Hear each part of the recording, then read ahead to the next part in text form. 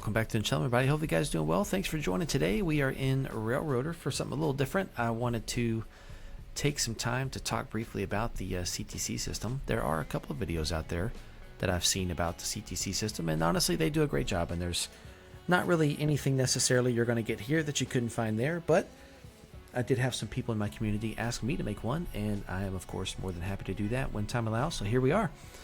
But we are now enjoying the stationary cam. So in the past, if you notice on the live streams, I'd have to set my person here in this lovely chair.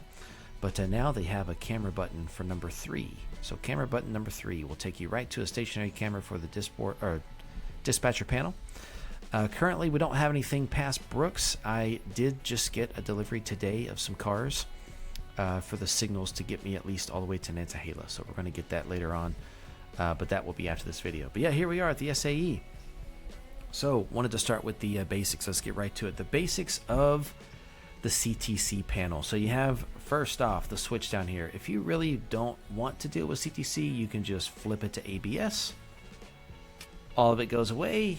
You can still see, you know, where the trains are and everything, and all that stuff's there, but you don't have any remote control. At least from here, of switches and signals and that stuff here. The nice thing about CTC is CTC allows you to line up a route without clearing a signal. So as an example, right here at Barker's. So Barker's, there's a train. Let's see. Earlier it was letting me hover over that. Now it's not. That's kind of sad.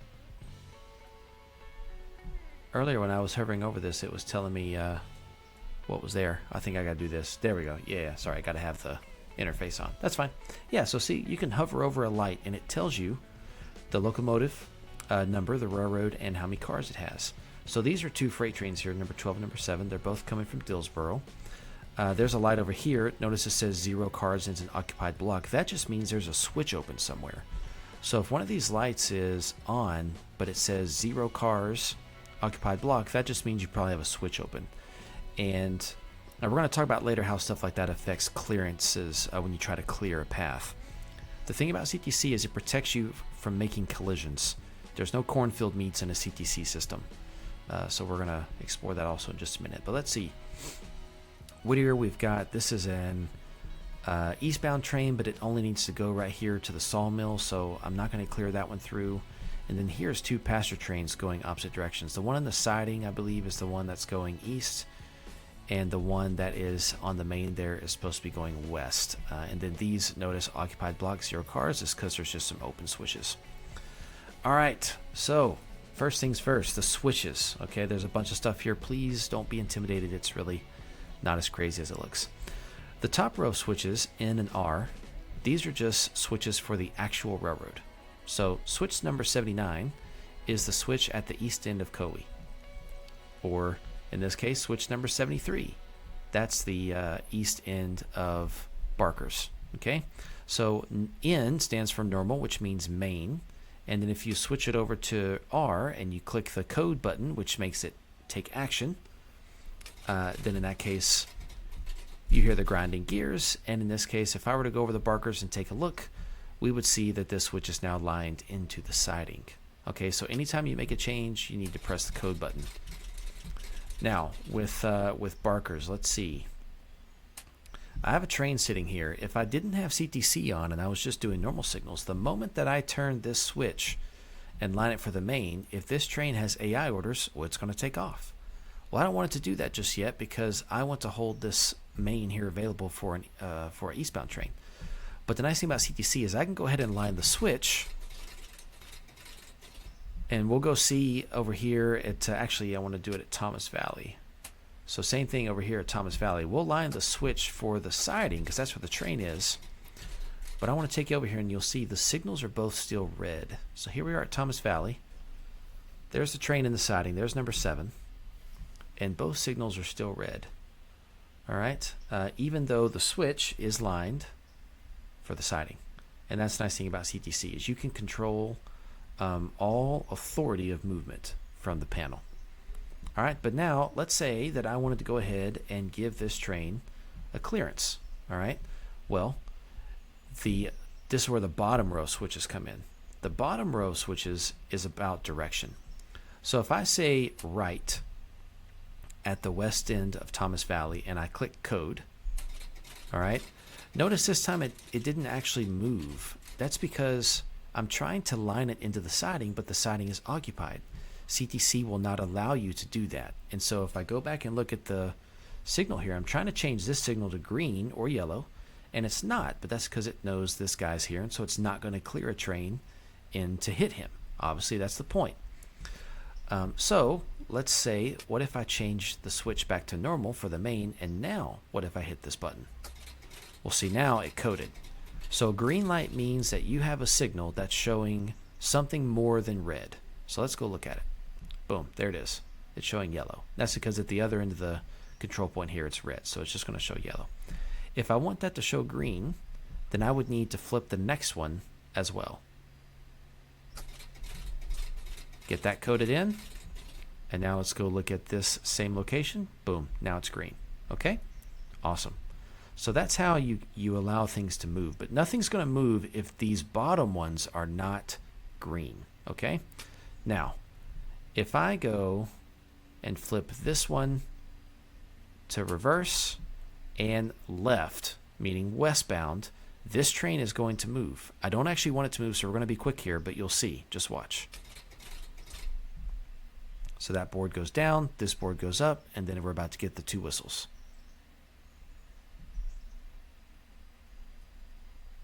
Unless I turned them on manual. I must have turned them on manual.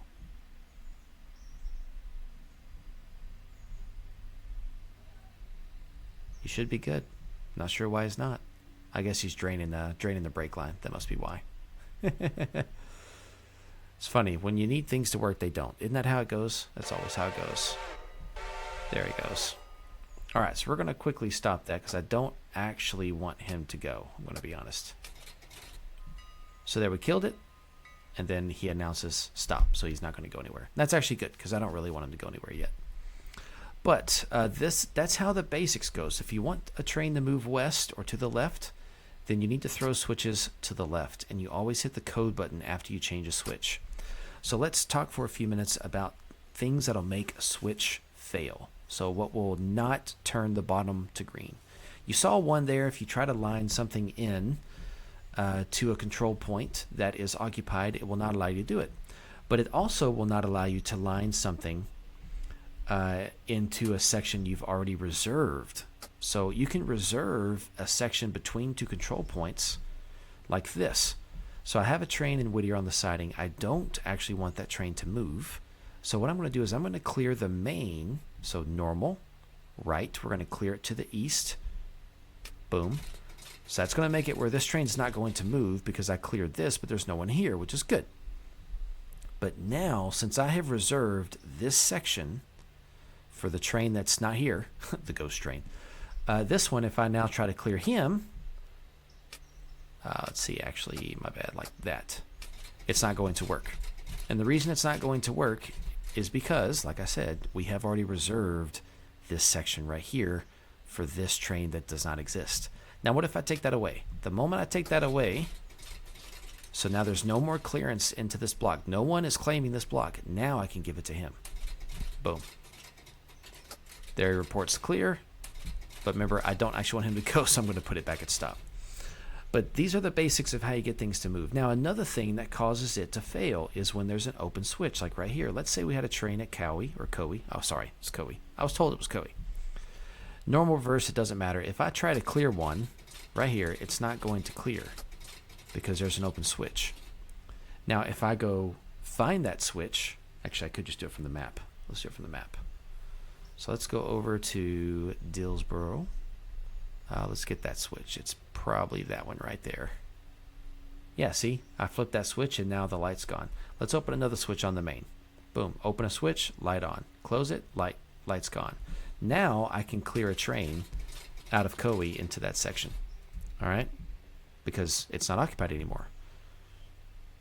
This is the beauty of CTC. That's why I love the CTC system. It gives you a lot more control over movements. I would be honest though, when I play single player, I just do the ABS mode. I don't actually do CTC when I'm by myself. But for multiplayer, this is great because it allows you to not, you don't have to micromanage people. You know, you can just let people follow the signals, and the signals will take care of movement. You know, because people won't move until you give them a signal to move, which is nice. There's a little less micromanagement is needed. That's why CTC is great. But I'm usually busy if I have a train running from one end of the route to another. I'm usually busy doing some switching and stuff. All right, but one train that can go ahead and move are these passenger trains. So let's see. I want the siding to go west. Let's clear him out. The main is going to be an eastbound. Let's clear him out. I'm pretty sure I set those correctly. It is possible that they might be going the other direction, but I don't think so. Let's see. I could go pay a visit if I have to, just because I didn't look that much. They haven't reported anything.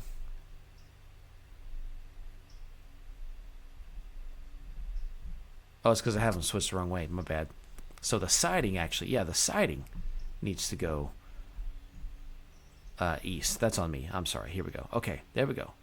Siding east. Notice you saw the switch there. Okay, good. There we go. And then main. There we go. Going west. All right, 2 clear reports. And then you can see the trains will start to move. There goes 11. He's moving. There goes number 2. Awesome. And so these guys will now proceed. So because I have cleared him, he now has clearance all the way to this next control point. I can't put another train in either of these 2 blocks right here. But notice you heard that ding. That ding is what tells you when a train is occupying the actual control point. This is the space between the signals. So when that red light comes on, you can't throw that switch because it's occupied. But the moment that this is no longer red, I'll be able to throw that switch however I want. Notice their trains are completely out of the central control blocks. So let's line this one up here in just a second. See how now that's open? Now we can line that switch however we want. Okay? Can't do that while it's red. If I try to do that over here, nothing. Still stays red. Now notice, this one stayed red as well. That's because I'm trying to clear it west, but there's a train in front of it. So it's not going to clear it until that's in the next block because it's just a red board. So you'll see in just a moment, as soon as this train gets here, I can clear this guy out. There's not a train there, I know, but if there was, I could clear him out, and then he would get more than a red board. So this does not change if there is a red board. All right, so when you see that red light, that means there's a red board. Sometimes you want that, actually, I'll be honest.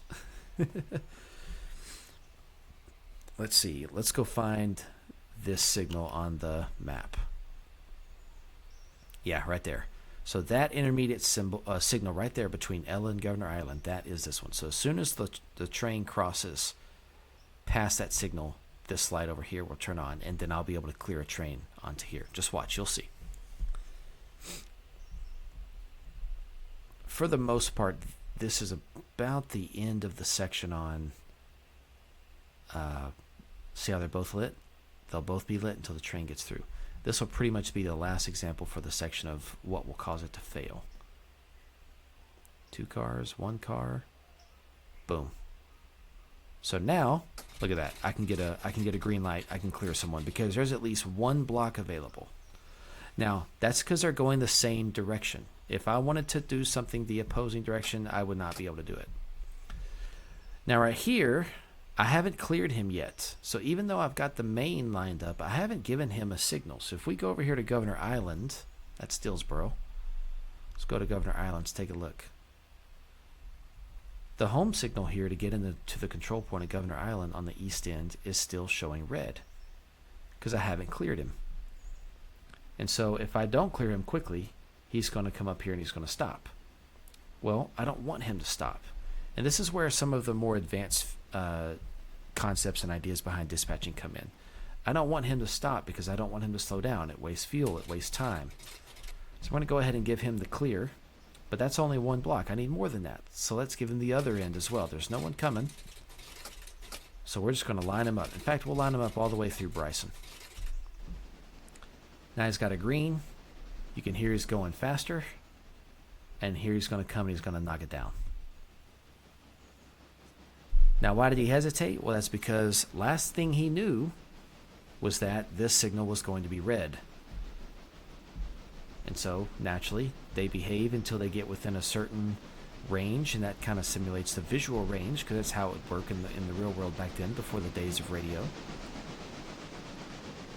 But as soon as he passes, boom. Oop, wrong button, sorry. And there it is. It's red because he is occupying the distance between the signals. So it's red. All right, now, the thing about effective dispatching is you've got to know how you want to do your meets. So like for me, I know that I want to get this pasture train through here. I want to work this guy next after the pasture train. So I'm going to go ahead and give the pasture train clearance through Whittier. There goes the bell because he's blocking another control point. Also, when they block a control point, it automatically changes it to red, and it stays that way. These do not repopulate until or turn green until you tell them to. So nothing moves without you first physically making a move by pressing the code button. So I've cleared the main in Whittier. This guy's going to sit here and wait. Pasture train's going to go ahead and go. And then we won't see that in today's video because I'm about to cut it short here in just a few minutes. But this is the thing. You gotta try your best to plan. You got to know, like, hey, between Barker's and Coe, that's the further distance than Coe to Dillsboro. Or Barker's to Thomas Valley. That's actually a pretty fast section. Whereas the section from, like, I don't know, Appalachia Junction to Hemingway, if you're going west, that's not very fast. So, you know, over time you'll learn where trains can move faster, and that'll help you time your meets out. Plus the map can help too, because you can get some visual cues to help you see how fast trains are going. But like Bryson to Hemingway, that's a long way right there. That's 3 blocks, and it's not 35 miles an hour. It's slower than that in some sections. So a train moving from Bryson to Hemingway is going to take a while.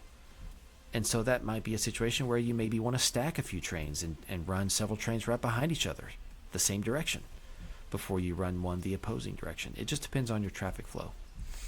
Both of these freight trains I've got here are going to Bryson.